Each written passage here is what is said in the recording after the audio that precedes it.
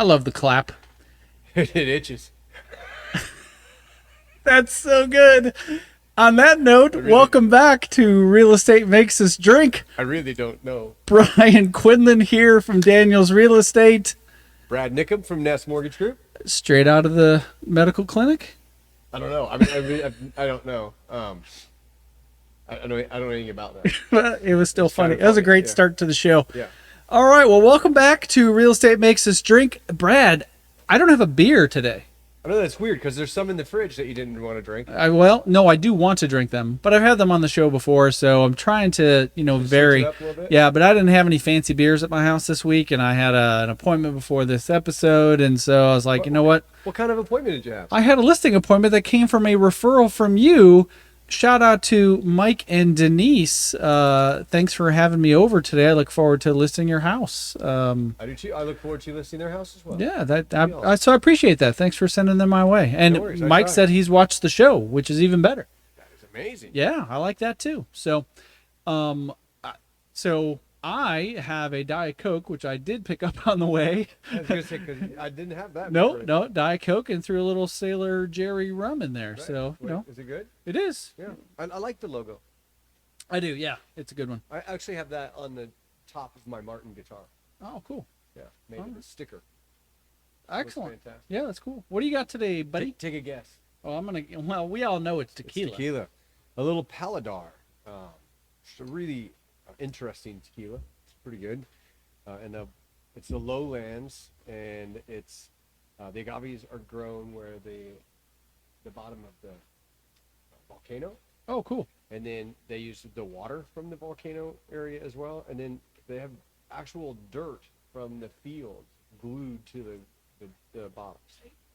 As far as bottles go, that's very cool. That's pretty neat. Yeah, they have a really neat agave in the glass too. So Man. presentation is a lot And a quality tequila. in liquor though. I mean, think liquor Yeah. bottles. There's, You got to draw attention. yeah, you got to have something that picks you off that shelf right when you're in the bar. Definitely. At my appointment with Mike and Denise today, Mike did bring up drinking tequila. He's a bourbon guy. Well, Are we it switching was him over? no, it wasn't with him. It was a matter of you feeding me some sort of tequila.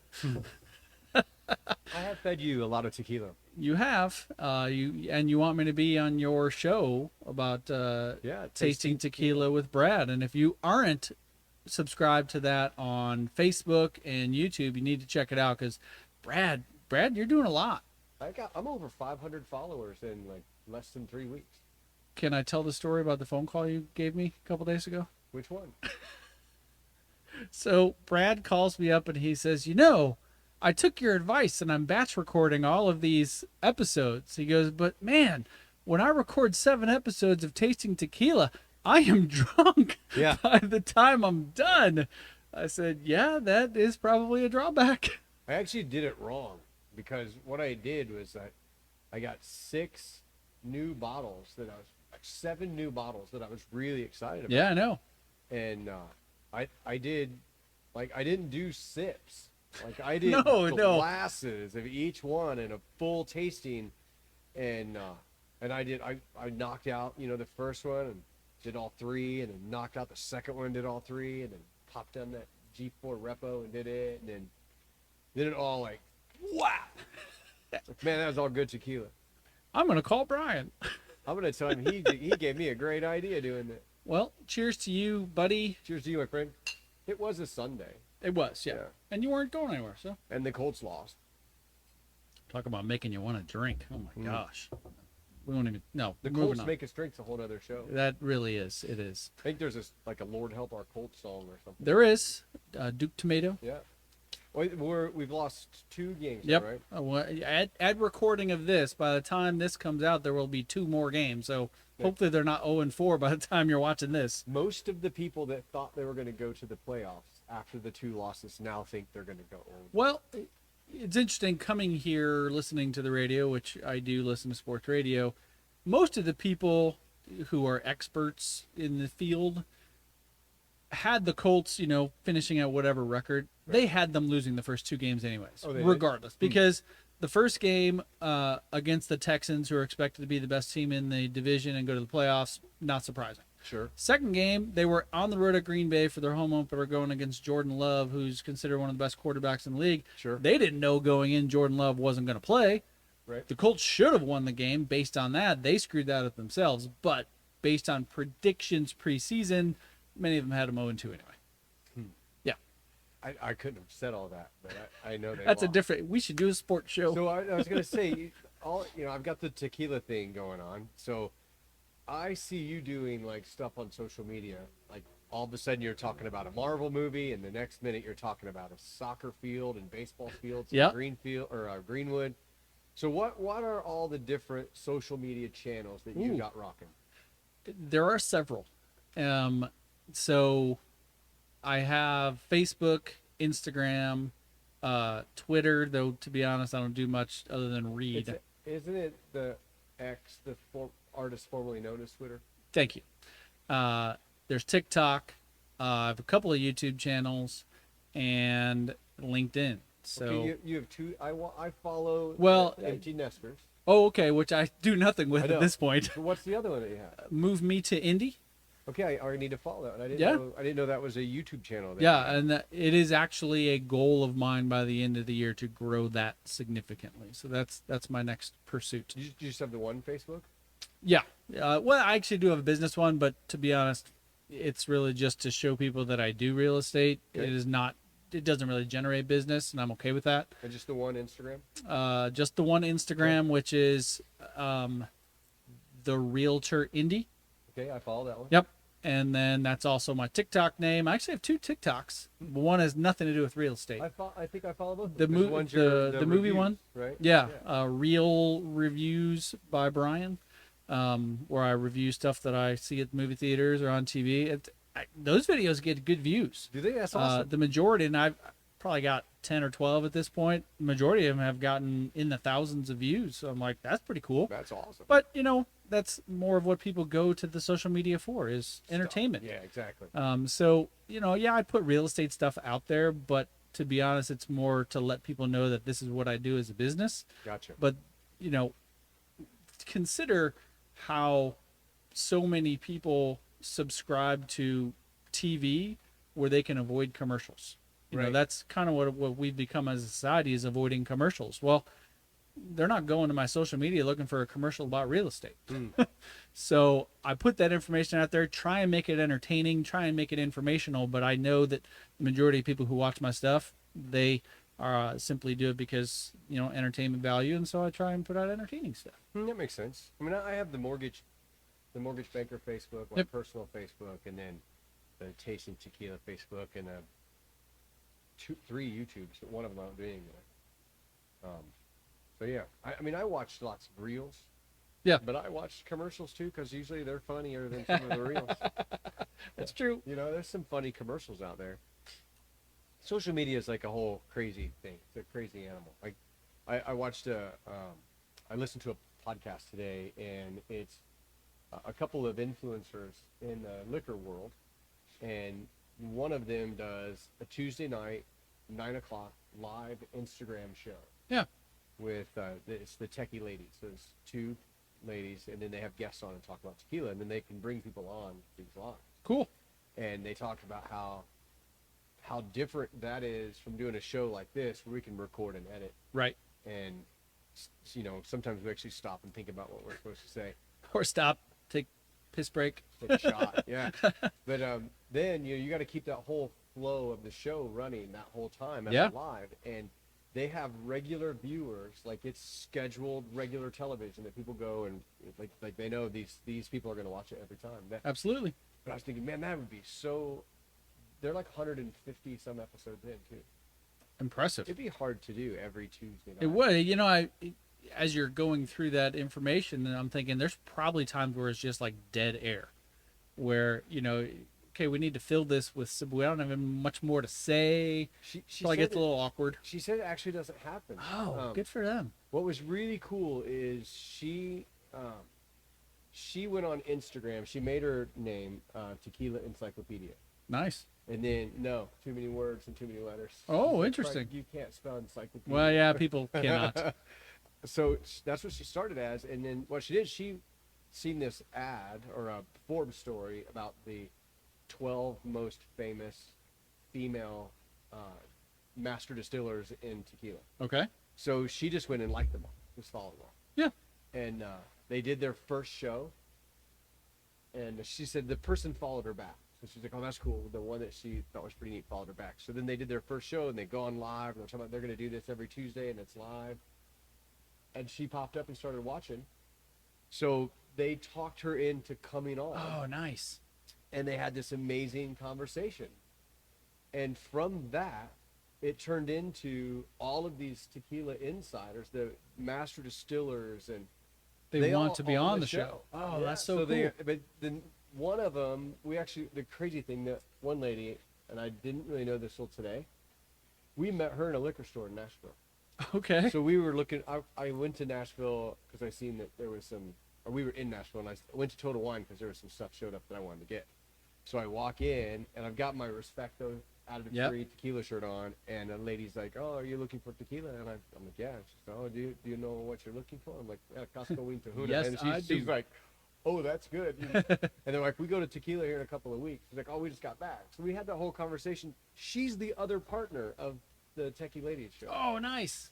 And she speaks fluent Spanish. She's from Mexico. So a lot of their guests, because they're master distillers in tequila, don't speak English.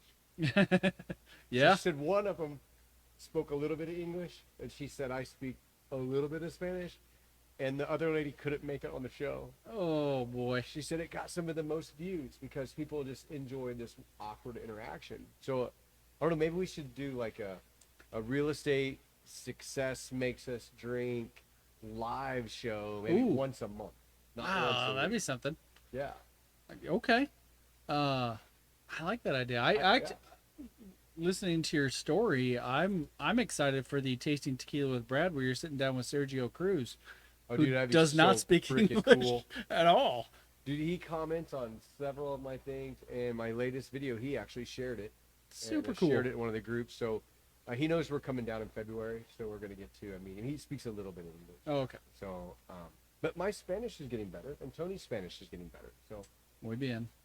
de nada. I didn't say that. You said very good, and I said thank you. Well, you said you're welcome. Oh, no, I did say you're welcome. Yeah. It's fine. That's So, fine. Gracias. what at this recording, which is September 19th, by the way, happy belated birthday to my lovely wife. Her birthday today. Happy birthday. That's right. Some big, I don't know, mortgage news came out this week. Really, it wasn't. No, No, there but was a- but there was a so sev- many people had information on There it. was a 70% chance they were going to cut the Fed fund rate a half. And they have a mole. They literally call him a mole. I forget what his name is. I just learned about him, but he's part of the, the whole Fed deal, and his job is to make sure that the media kind of knows what's going to happen so the markets aren't stunned. But the You thing think that that's on his job description? Like, they literally call him the mole. that's great. Like when I hear that, I just think, nice to meet you, mole. So, but one of the things that really is kind of shocking to hear is, they lowered the Fed fund rate a half. So that's happened 4 times now in history. Can I interject for a second? Yep. They lowered the Fed fund rate 50 basis points. That's a half a point. Why don't they just say we're lowering it a half a point? Because we in the finance world, they talk in what's called basis points or bips. Okay. Because you could say 30 bips, but it's hard to say we cut the rate a third. Oh, yeah, okay. Right? So 50 bips or 50 basis points, and all of the finance world's based on basis points. Okay. So Sorry. they cut it 50 basis points. This is the 4th time in history. So the first time they did it was right after 9/11, when the economy went into a panic mode. Yep. The next time they did it was right at the beginning of the 2008 Great Recession. The next time they did it was right at the beginning of COVID, which was a Great Recession, and they just did it again. Okay. So that should tell you something about where this economy truly is, because you're looking at a big, drastic move. Yeah. And of course, the media is, oh well, it's we finally have inflation where it's supposed to be. No, we have unemployment turning the other direction in a really rampant level. So when you look at those things, it tells us, okay, we're heading into a pretty strong recession, potentially. But what does that mean for homeowners and people who are thinking about buying a house? Nothing. Going with that point, when Powell came out a couple of weeks ago and said that they're probably going to be lowering the Fed fund rate, I asked you, what that could mean, and you said that rates were already dropping, and that was like 2 weeks ago. Yeah, rates have been dropping for over a month. Which is why I haven't at all understood the hoopla in my real estate world and the mortgage world about people on social media, granted social media, talking about the big announcement. I'm like, wait a minute. The rates dropped a couple of weeks ago. This shouldn't affect that. Well, think of this. Rates went up and down all year. Yeah. What did the Fed do all year? They paused at every meeting. And in November was one of the highest rate periods that we had. And the Fed raised rates in December. But they didn't go up in December. They're not directly connected. And, we hear the news. What happens is the news says it, right? Yes. And you bring 50 realtors in here and you go, hey, how excited are you about, rates going down yesterday? And they're like, oh, it's amazing. And I'm like, well, they went up today and yesterday. Exactly. 30-year fixed rates actually went up yesterday and today. So again, September 19th. Yes. And I do believe they're going to come down. What that signal is, and this is a crazy thing for mortgage people. We are the people that sit at home and see the unemployment's going up and the economy's taking a turn, and we're like, yes. Because rates are low during a recession. Those are the low points of interest rates. Because your economy is not burning it up and you don't have a lot of inflation, and you have to think about what mortgages are. If you ask a person what's a mortgage, their answer is going to be, what's a mortgage? Well, it's what I have to pay on my house. Right. And a mortgage is actually an instrument of investment. Oh. It has nothing to do with you. Huh. Interesting. Because all the mortgages become bonds, right? And those are all traded. And when you think of why would somebody invest in a bond, they're low profit, right? But they're guaranteed profit, right? You're buying a 30-year treasury, you're going to get 5% for 30 years, right? So when you are turning mortgages into bonds, if inflation is going up, you can't be selling a bond that doesn't even keep up with inflation. Right. Although inflation got so high that bonds didn't keep up with inflation. But when you're buying a 30-year bond or a 10-year, you know that inflation's going to go up and down. And because those yields are so high, you buy them when they're high, knowing that at some point inflation's going to come down and you're going to beat that curve. But it's a safe investment. So when the economy's doing great and everything's growing and people are in the stock market, right? There's higher returns with a lot more risk. Those rates come way down. It's a thing that they taught in high school economics. Now, I didn't pay any attention, but I think maybe that was the class you did pay attention to. I did it. No, I actually copied off of Ann Plummer, and that's why I graduated. Hi, Ann. She's our valedictorian thing. Oh, good for her. So if those yields are down, that means they don't have to raise them up to attract buyers over. People are investing in it because it's a safe investment, and they're worried about what's going on over here. The economy takes off. Now that money's going elsewhere, and those bond yields have to come up to get that investor to come over, and those mortgages go up. That's what it's tied to.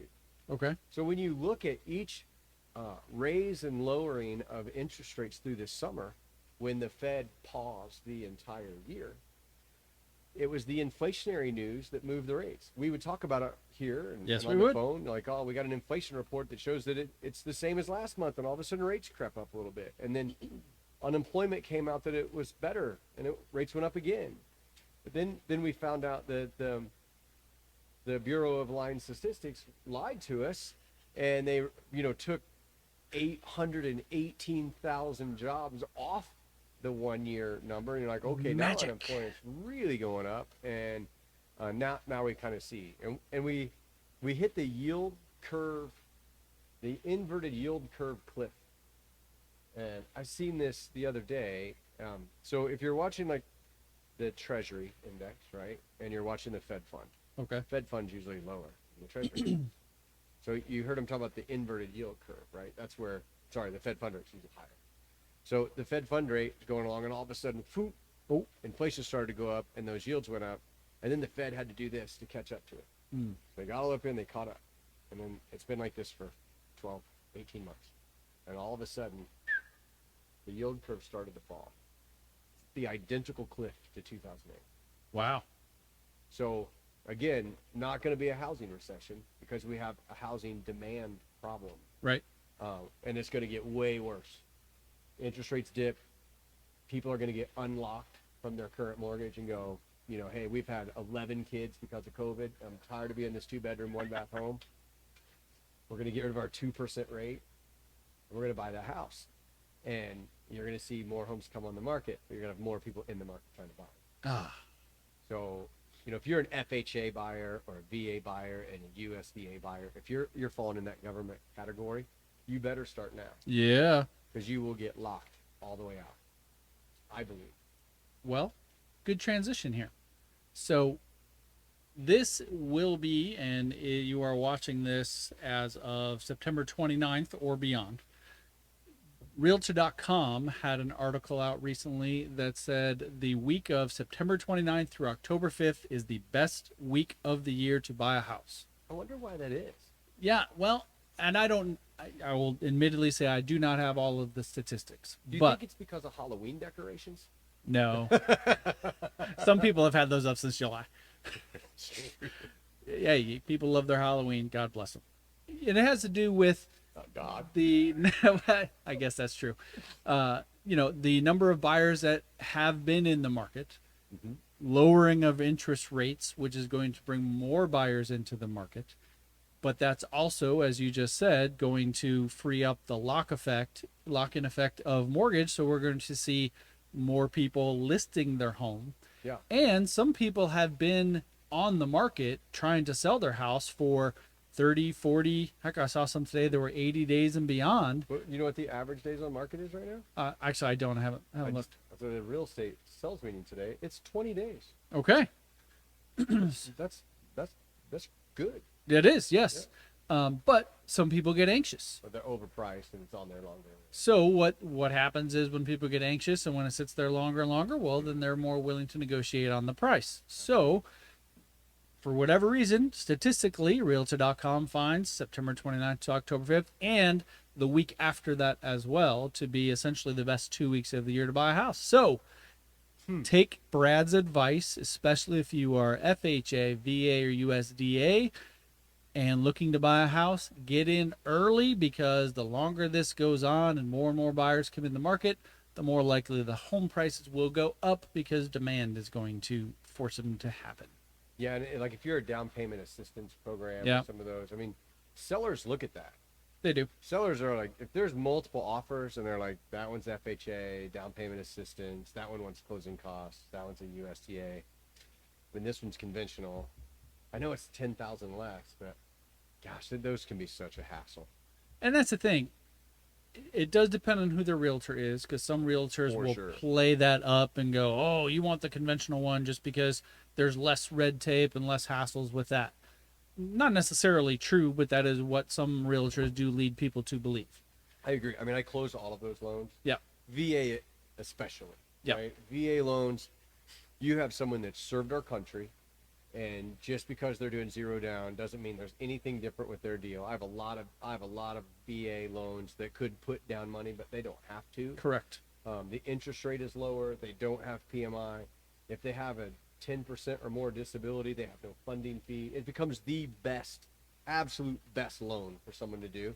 And then you have people go, I don't want to do that VA loan in my perfectly fine 5-year-old house because I don't think it'll pass appraisal. Yeah. Like, it's You get ridiculous. two factors that come to mind when I hear VA is the VA appraisal is going to come in and they're potentially going to be a little bit more picky on condition of things, which they should be They anyway. can a little bit. But secondly, every VA loan requires a wood destroying insect. Gotta have a pest inspector. Exactly. And the buyer can't pay for that. They can now. Okay. Well, thank It's you. about a year ago. Thank you. That's a recent. Thank you. So that, again, as I got- someone I who, gotta spend $150 unfortunately, $400,000 house. but again, compared to Not happy. the idea of a conventional not having to have that required, it Sure. wins. Yeah, because even if you say, I'm not going to do an inspection, you still have to have the pest inspection because it's required. So, Mhm. yeah, I mean, I understand on the selling point, and I guess if I was a seller, which my kids will sell this thing when I'm dead, but if I was a seller, I would probably throw out the FHAs and the down payment assistances, but I wouldn't throw out a VA. But I mean, I know how the loan works. Yeah. But cash is king too. If you got someone that's willing to drop cash right away, which is so common today, it's And crazy. those people who have been in lock-in effect on their mortgage and who might release that now They got probably have some pretty high equity in the home, Yep. and most likely are bringing significant cash to the table, which is going to make that more of a challenge against people who are getting a loan. 2 conversations today where I'm going to pull all the equity out of my house via a home equity loan.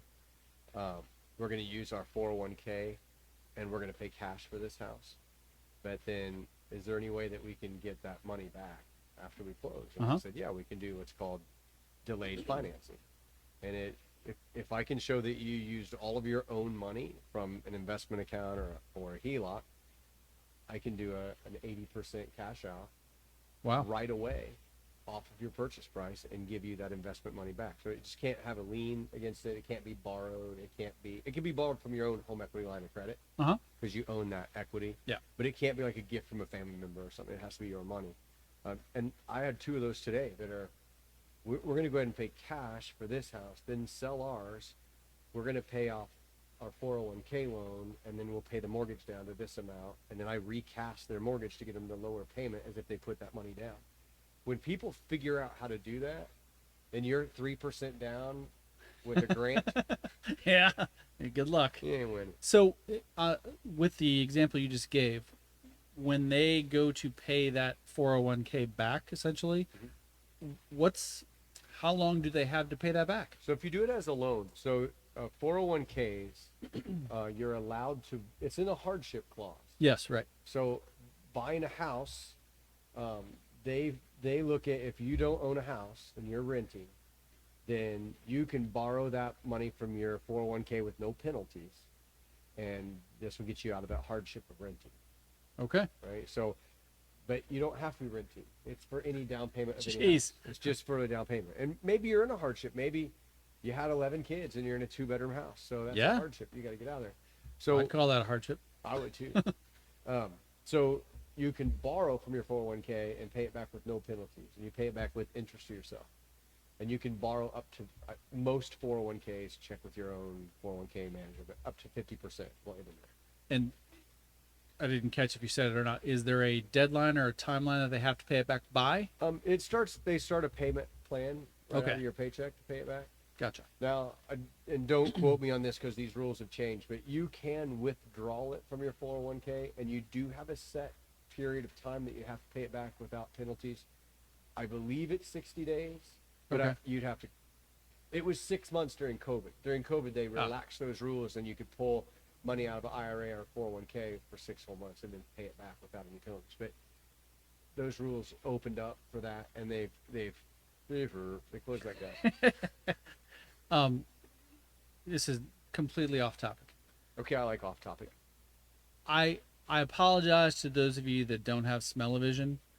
Brad has a candle going back here that smells phenomenal. And you said it's an agave candle? Maybe we get sponsorship out of this. There we go. The name of the company is Penn and Beach? Penn and Beach. Have you ever heard of it? Yeah. Downtown, off of Mass Ave. I'm familiar with them on the north side of town, but Okay, they One got a in place Carmel? in Mass Ave in College, and we walked in there. This is the bourbon one, and agave when we were at an event downtown at a secret location, and when that was over, they had a candle in there, and so Tony's like, we should see the candles they have over there. So we went over there, and they had one that said agave. Now, I don't think it smells like agave. Right? I couldn't tell you, but I can tell you it smells It delightful. smells good though. Yeah. But the bourbon one smells good. That's going on when we have our guest that has a bourbon company on. We're gonna have the bourbon candles. Coming soon. Oh yeah, you're gonna learn some good Fortune's stuff. Fool will be a guest. Well, I guess that's not the person. Dr. Julie. She'll be a Yeah, guest. it'd be awesome. So yeah, I think you can make your own smell. Yes, I was actually going to mention that my wife has been there with my daughter and her friends, and they created their own scented candles. So I think that'd be fun for like your friends to go make like sweaty socks and gym clothes, and then like give them this candle that says, floral orgasm as its name, Oh, that'd be a good one. and then they go, ooh, that smells like the gym. So I distinctly remember a candle that either Stephanie or Alex made that day. It smelled like bread. Are And you hungry all the for, time? well, for someone who can't eat bread, Yeah, that just the ticked me off. smell of baking bread was fantastic. So Penn and Beach, there you go. Brittany, my daughter, is a smarty. Right. Her favorite candle that they have there, the smell, old books. That's nerdy right there. Yeah, I go old books. So she doesn't watch the show, so All right. don't have to say hi to her. Hi. Say hi to Fred. Hey, Freddie. Hi, Freddie. Time for a shot, my man. Okay, what are we doing? Oh, am I considered the guest this week? You're the guest. You're in my house. Shucks. Shucks. Now I gotta look up That's here. the word I haven't heard in a while. I Shucks. actually use that kind of regularly. Do you? I have a friend that uses geesh a lot. Geesh. Oh, okay. Yeah. Blade and bow. Okay, we're doing a bourbon? Yep. Okay. Holy cow, how'd that bottle get there? Hey, look at that. I love the magic of Hollywood. Of McCordsville. It's McCordsville. Oh, wait, aren't we in an undisclosed location? No, we're In McCordsville. in McCordsville. All right, so I have chosen Blade and Bow Bourbon Whiskey. It's good stuff. Kentucky straight bourbon whiskey right out of Louisville. I was thinking a year ago this time, Stephanie and I went to Bourbon and Beyond down in Louisville. Oh, yeah, you went to that concert, didn't Yeah, you? that was a good time. We stumbled onto the very first Bourbon and Beyond concert that was actually like a rib fest. Oh, okay. And it was in the grass in front of the big water. Tower. No, it's not a tower. It's like it's right off River Road. As soon as you come off the interstate, and got a big. I don't know what they do. It has something with the water company, but it's like Okay. this huge, like pipe. No, not smokestack. It has a huge smokestack coming out of it. You're really nailing this You explanation. know, I've learned that when doing these, now I know what you edit. 'Cause, I say a lot. I'm very much trying not to say that today. Well, here's the neat thing about is if you make the editing thing really long, you can see them all, and you can just go click, boom, click, boom. Now, in the videos, I think I'm probably doing this a lot. That's not good. But anyway, we stumbled onto the first Bourbon and Beyond concert and had no idea what it was. And it was mostly local acts. Yeah, I and bet. then the next year, it was in the field across the street, and like Sting was there, and like some big acts. Yeah. And then 2 more years there, and then it moved to the fairgrounds, and now it's a massive. Massive. The reason I went last year was Bruno Mars. Oh yeah, I remember that. Super good. And I think they do the Loudness one like the weekend before. the weekend Well, I'll after. say last year it was the weekend after, Yeah. but could So be. they stack in these like big shows. There's a country one, the one you went to, and the Loudness one. Which, I'm not that big of a fan of people. Have you had this before? Yeah, there's an empty bottle over there. Okay. Well, not on the wall anymore. They get tossed. If they're not tequila, they're getting tossed. Of course. And I bought these really cool things to start hanging the bottles on the wall. So they're like Ooh. ghosts hanging on the Oh, wall. we're getting super fancy up in Yeah. here. I just want more shelves. That smells like a lot of barrel. And a little bit of what I think is funk, or like a musty smell. Funk. Got some funk. But I bet it's good. I want to appreciate you describing it because, to me it smells like whiskey. You and your taste pals. Yeah, but if you do the whole thing like we talked about, each side, it does smell different in each place. That's warm. That's You've been drinking cold drinks? no, I mean, a little burning. Like Warm going down. a little Got it. fire going on in the mouth. That's different. Like a big old, like I took a big drink of hot pepper. People think my tequila's hot. Ooh, that's a hot bourbon. What is this? What's this strength on that? Did you want? No, I can't read that. Why not? You didn't wear your Can't glasses? see that small. That's 91 proof. Okay. It's probably a little bit more. Second one was more mellow. Was it? Yeah, get the alcohol out of there. Diet Coke cups. Diet Coke does help a lot of things. Yep. Dieting, not one of them. Sadly, no. Yeah, I mean, you always see, like, when you're in the grocery store or the Walmart, like, the biggest people have Diet Coke, like, stacked in their cart next to their Well, hose. I often chuckle at myself when I go to a fast food restaurant. I order what I order, and then with a Diet Coke. Yeah. I need a triple quarter pounder, supersized fries, and a Frosty, and to make it a Diet Coke. Exactly. Trying to keep my calorie count down. I don't want to get carried away. Carried away over here. Now, we're down to where we don't freaking eat anything. I imagine It's you're withering away to nothing. it's crazy when you get into this mode and you get into running and like a little more focused about it, and you're not hungry. Like you just don't. Get Yeah. hungry. So, when this episode airs, Yep. not long after it, you guys are headed to Cabo, correct? Cabo San Lucas, yeah.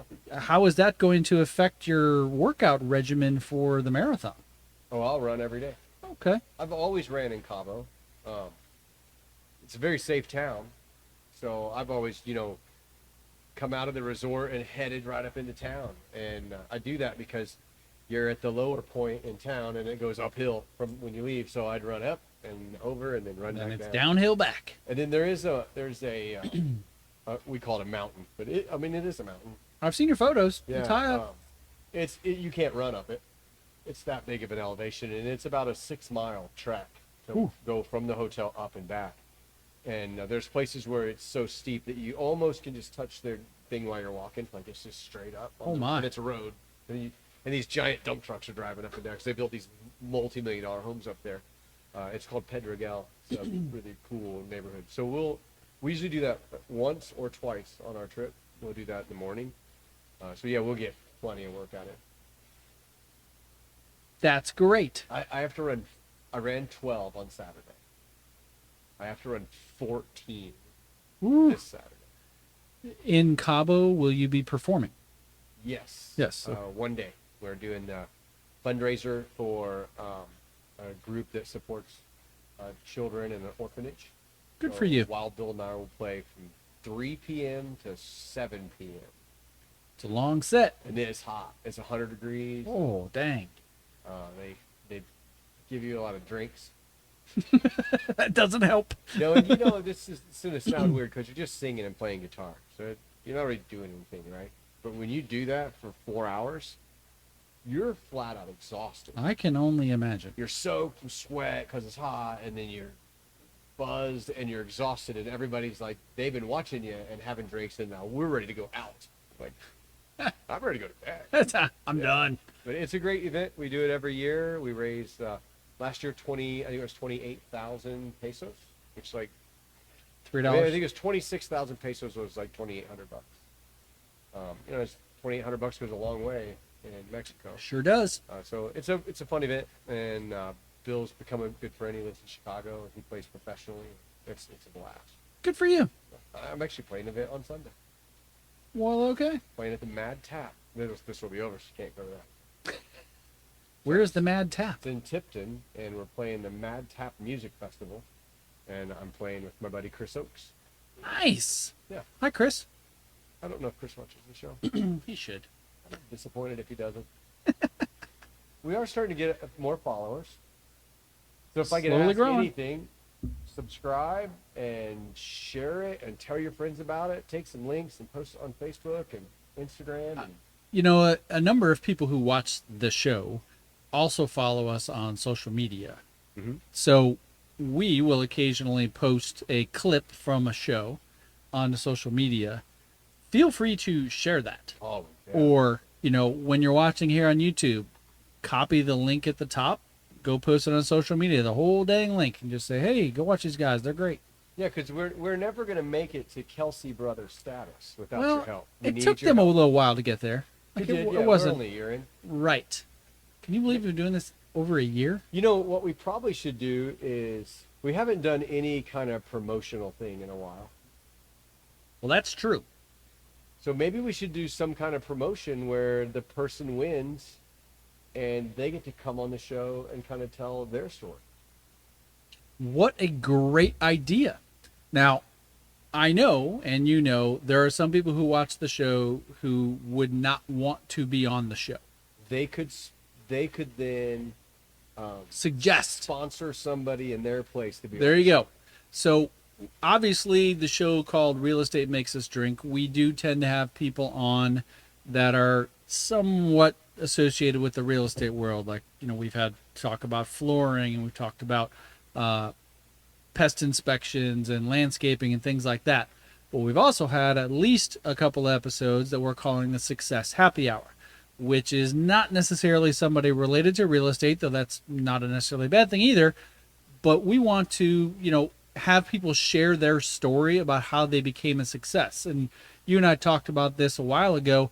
It doesn't even have to be someone who owns their own business. Right. I mean, the last 2 episodes, Chris, I think Correct. some of the best nuggets. Oh, man. And information on how to take yourself from A to Z in whatever industry I mean, or job you have. talk about starting at the, you know, entry level position in a field he never thought he wanted to work in, and has made his way up to, I forget the exact title. Executive. Senior Vice President of North America. operations. Yeah.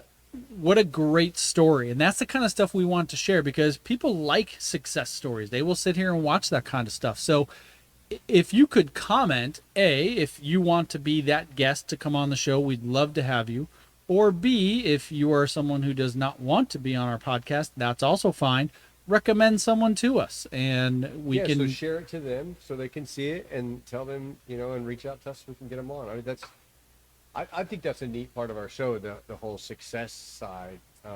We can only sit here and tell you about interest rates and house prices, and kind of we sound like the same thing a lot. often.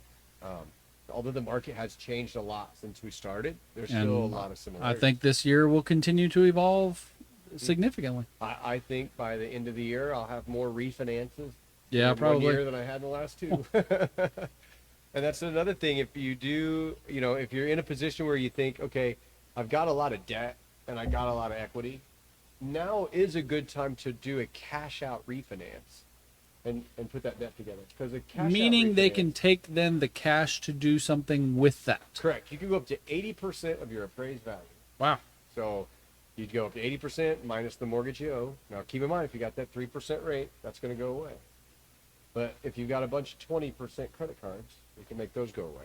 So let's say you pull that cash out, and then when rates drop to the lowest, we do a rate and term refinance, put you back into the lower rate. And the reason that's a good idea to do that is if you look at the rates that you see on TV, so say right now rates are 6.25%. That's for a purchase, and a purchase has a lower rate than a rate and term refi. Rate and term refi is probably, you know, more like 6.75%. That cash out refi is probably more like 7.125%. So cash it out now, and then 6 months down the road when rates hit the bottom, do that rate and term refi and get a better rate and combine all your stuff. So I do have a couple of customers doing that. Good for them. Yeah, good for me too. Yeah. So are we giving something away to people who But you have the opportunity to be on the show. leave a So comment? That's the prize. Okay. Yeah, that's it. You know, this is a good idea because I talk with my hands too much. Like I watched one of my videos the other day, and it looked like I was trying to fly from behind the bar. And I tried sitting on them, you know, that tickles. Felt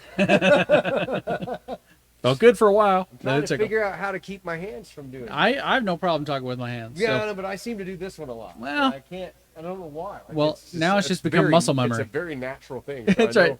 I know why a certain individual does it. Now he just can't it's stop. A very natural thing to say. Look, are you listening? I mean, and you probably know this as well. When you're standing talking to a group, Oh, it's even harder. it is even harder. Oh, yeah. So doing this regularly is just natural. Yeah, I did 2 where I stood up. I looked like I was having a seizure. I mean, I can picture myself standing on a stage talking to people where I'm not at a podium. So, you know, I've got a microphone I'm holding, and I know that I walk back and forth. Oh, yeah, I do that. Yeah. I know that I kick my feet. Yep, I do that one. And I'm a big, hand talker, especially like when I was a teacher. Shot. Drink. Then I was a big hand talker, and occasionally my students would point that out. I have no problem with that. So I noticed some of our videos we did in the beginning where we'd stand up Okay. at the office. Yeah. I had my one hand in my pocket. I was like, this one is not going anywhere. Holding it still. Yeah. It's I can crazy. distinctly remember those days where you talked to us early. So, here's the thing about coming on too, because some people are like, "Oh man, I would never want to talk on a camera. I don't want to get in front of people." This is easy. Oh, man. It really is, because there's nobody here. Most likely. Maybe you'll bring your friends, Sure. and we'll have drinks if you do. Oh, heck yeah. You have to sign an NDA and a release, but we'll have that. Right. But You're talking to us, you're talking to us, and a yeah. phone. And a phone. No yeah. one's watching. We're not doing this live when you're on the show with us. But even if it were, there's tens of people watching. In addition to, I will go and edit it later. If you say some dumb shit, I'll edit it out. Right. We had a recent guest who sent me a message after the show. He asked if I could take a particular segment out where he said he thought some dumb shit. You did it, and you thought that was a great video. That's right. I couldn't figure out where it was. I said, you know what? I'm just going to put this out there and watch it, then tell me to go back and fix it, and I will. So, again, no pressure on that whatsoever. And sometimes you may have thought you said something, Yeah. and it didn't come out that way at all. So, and I guess I'll throw another piece out there. Let's say you've got a product that you want to talk about on the show. Oh, yeah, great idea. Let's say that you just started a tequila company and you want to bring your tequila on. No problem. What a great That's idea. a great idea right there. Get 2 shows for 1. No, but seriously, I think it'd be neat to if people reach out and say, "Hey, I want to do that." I love the idea. All right, Brad. So we need to wrap the episode up. We do. Do you have anything else that we haven't discussed? Yeah, just we always have an awesome slideshow behind us. Which We I have- appreciate you putting together, by the way. Production team makes this during the day. Look at our wives up here this week. Brian and Stephanie always have pictures together, and Tony and I never have any pictures together. True. We just don't take pictures. And there's that book you talked about. Yep. So this was our. Look at that. It's hard to find a 1-bedroom house with a 5-car garage. So Tony and I had our 35th wedding anniversary. Well, congratulations. Yeah, it's easy for me. Yeah, right. It's really Yeah. hard for her. But she is smoking hot. There's a picture of her up here. Well, when she's doing yoga regularly and training for a marathon, of course she's going to look smoking hot. Look at that. Look at that. That's Look at awesome. that. Yeah. So, I remember seeing that photo online. I'm like, man, Tony looks great. yeah, she's doing yoga like 4 times a week, and she's running the same miles that I'm running, and she's at yoga right now. Awesome. Well, So you know what? Cheers to the cheers. two of you. Cheers to her. Like 35 years have been incredibly easy for me, but being married to me, my gosh, that's gotta. You're only like 50. You get married at 15? I'm 55. Oh, shucks. So 20. Yeah. All right. We Well- were young, and like I said, it's been really simple for me. It's been just a blessed, easy life to have an amazing wife. But Amen, brother. I often say, and if you follow me on social media and you ever see me tag hashtag 528, that's a thing that my wife and I have, because it's the letters and the words, "You're my favorite." oh, that's awesome. Yeah. And so that's a little thing that Stephanie and I do, because she truly is my favorite person. But Tony would probably use the numbers "kiss my ass." I don't know what those are. 4, 2, 3. Okay, that's a math teacher thing, right? There. It is. I can't let that That's go. awesome. All right. Well, cheers. Cheers to all of you. Thanks for watching. Next time on Real Estate Makes Us Drink, we may have a guest. And don't forget to leave a comment, because we want guests. So We may have a guest. You may not know who it is, but there's one thing that's guaranteed, good times. and we'll be drinking. Most likely tequila. Cheers. Cheers.